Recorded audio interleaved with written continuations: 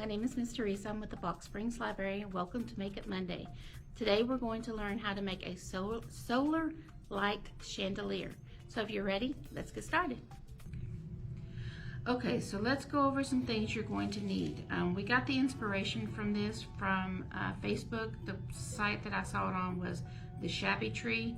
I'm going to go over some things that she used and some things that I have, so we'll go over the difference in them.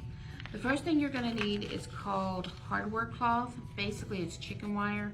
You can get this whole roll. I got it at Walmart. It was like $4. Depends on what size hose, how close you want them together. It depends on the cost. Nothing costs more than $8 on this roll. So you're going to need some solar power lights. I got these at the local dollar store.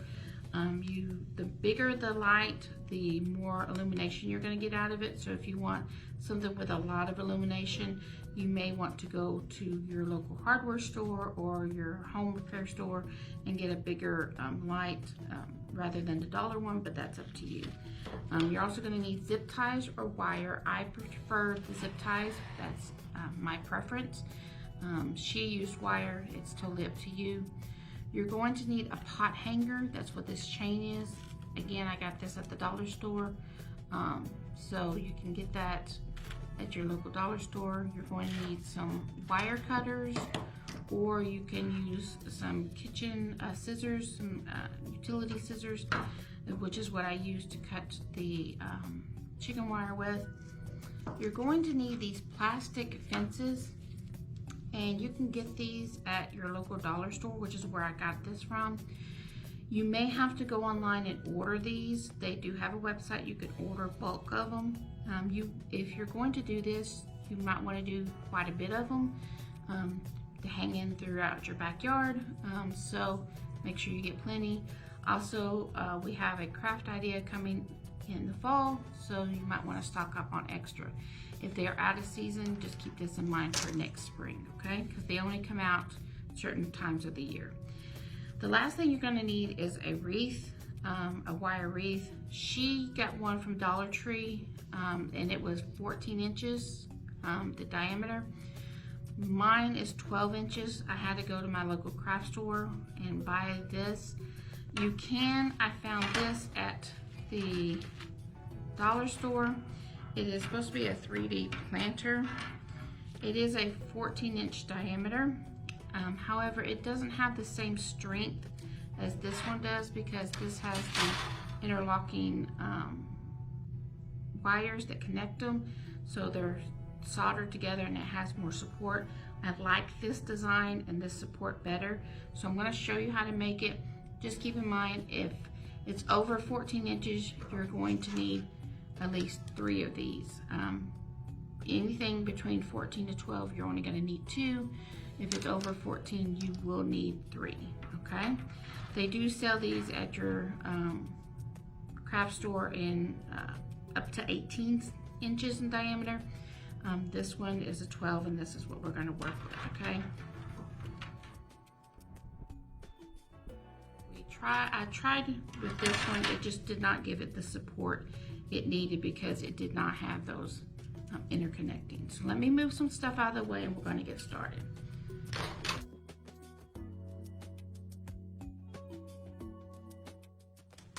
Okay. So we're going to take some zip ties. We're going to go ahead and take them out of the bag so where they're easily on hand. So first thing I did, I cut off the legs or this stick part, the spike part of the fencing because you're not going to need that and that just gets in the way. Also the interlocking part, I cut that off, which is this part here, and I just cut it off with these utility scissors, right? So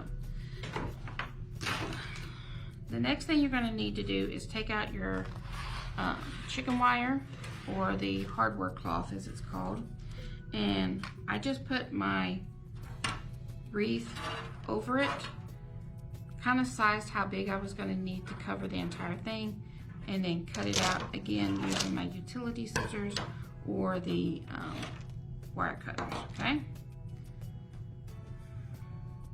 So, and it's bendy because it's been in the roll. You have to straighten it out some. If you don't have hands of steel, then I would suggest using some gardening gloves. My hand, I grew up very tomboyish, so my hands are kind of rough and it's not gonna hurt me. I've done this a couple of times. So what you're going to do is just bend it in and then slide your wreath through it so it'll hold. Because what you're going to do eventually is try to get this all bent into your circle, okay?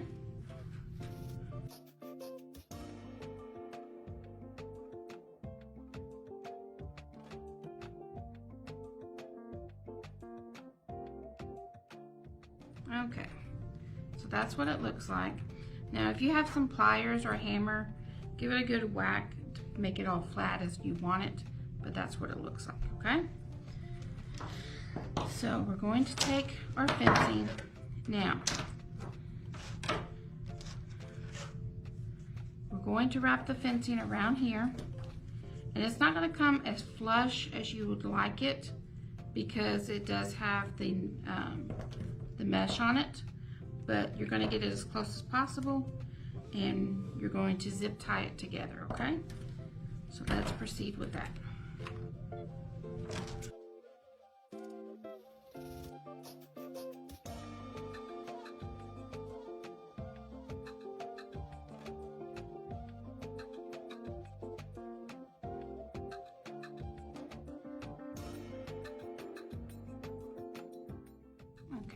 Come to the end of the first one.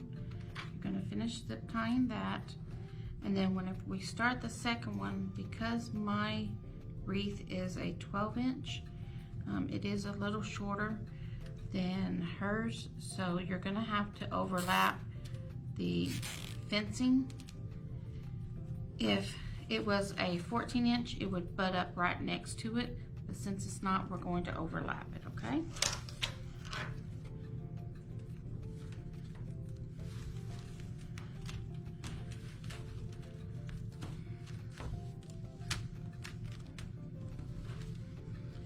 So whenever you overlap it, you can see that it will overlap this one. You want to try to get it so that all of it lines up and you really can't tell that it's overlapped. If it's not perfect, nobody's going to pay that close of attention, but if you're a stickler for detail, you can get it to line up just like that, and it will meet over here on the other side and you wouldn't be able to tell the difference, okay? So let me get this one zip tied.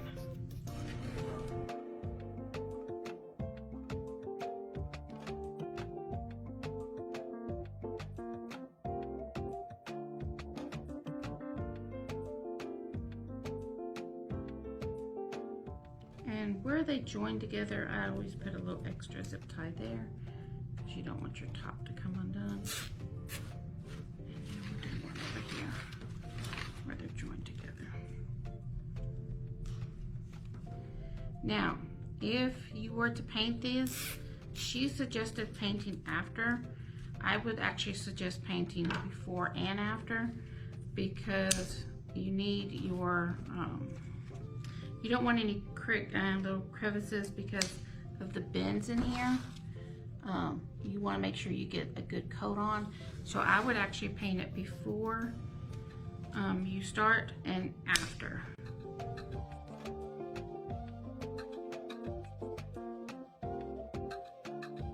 Okay, so the reason why I said paint it after as well is because you have the zip ties. Unless you can get the zip ties in the same color that you were using, which this, if we were doing all black, we'd normally have black zip ties, but I got these so that way you could purposely see them, okay? If you were having, let's say, an outdoor wedding, some kind of cute backyard wedding, this would be really cute if it was painted white and you would have ivy looped through it with some flowers and hanging from several trees. This would be a cute idea for an outdoor wedding, just a FYI. Okay, so what we're going to do is we're going to take our solar lights, and you can take as many or as little as you want. And like I said, the the bigger the light part, then the more illumination you're going to get. Okay, so you're going to take the base off, and you're going to pull out the yellow tab, and we're going to cut it so that we can stick these through here. And you're only going to cut in the middle of a square, because that's going to let this go through it.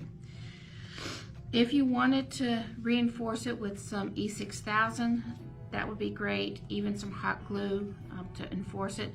And I've seen this done a couple ways since I've been doing this or researching it. Some people have taken their chandelier and turned it upside down and put the lights in. The problem with that is that this part is going to stick up. So if you don't mind that, that's great. What it will look like is basically like that. You'll have the light through here, but you will have this top part sticking out of the top. We're actually going to do it this way, which is the way she did, and we're going to go through here, and then we're going to hang the chain from this end, okay? All right. So we're going to reach in here, and we're going to cut just a square, and it could be anywhere, but you want to cut that intersection where the metal crosses into a cross, and you want to cut that whole cross part. And these are not the best pair of wire cutters I have, but they are the only ones I have right now, so we work with what we have.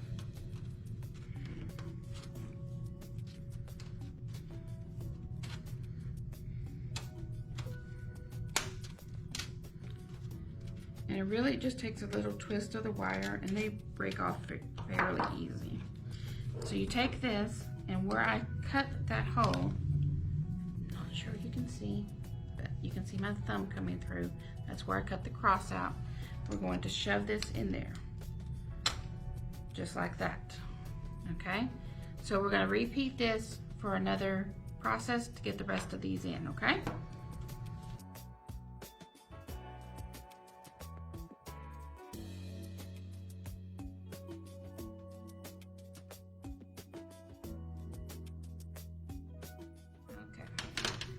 So you can see they're kind of moving and wobbling. That's why I would say I would reinforce it with some good craft glue, E6000, hot glue, something like that. So now you're going to take your chain, and it has 3 chains on it, and it has just a clip hook at the end. And you're going to take these clip hooks, and you're going to just hook them on to your chandelier now.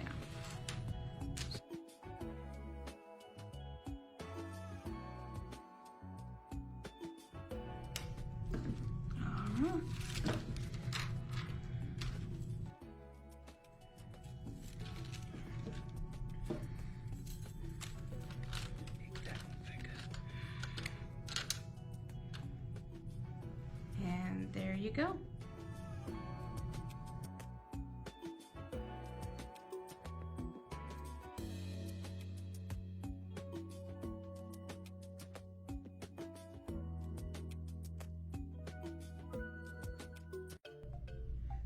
So I hope you had fun making the chandelier. Remember to get extra supplies because we are going to revisit this craft in the fall to make it a little bit more spookier and ready for Halloween season.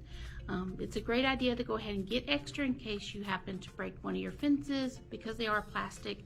And I would order, like I said, plenty of supplies to make sure you have your whole backyard decorated. So until next time, thanks, bye.